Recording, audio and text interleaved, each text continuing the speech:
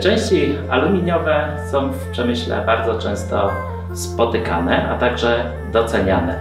Aby móc wykonać części z aluminium, należy posiadać odpowiednie doświadczenie maszyny oraz warunki pracy.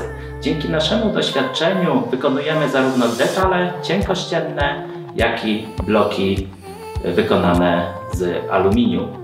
Serdecznie zapraszam do kontaktu oraz nawiązania współpracy z firmą Solid Expert Innovation.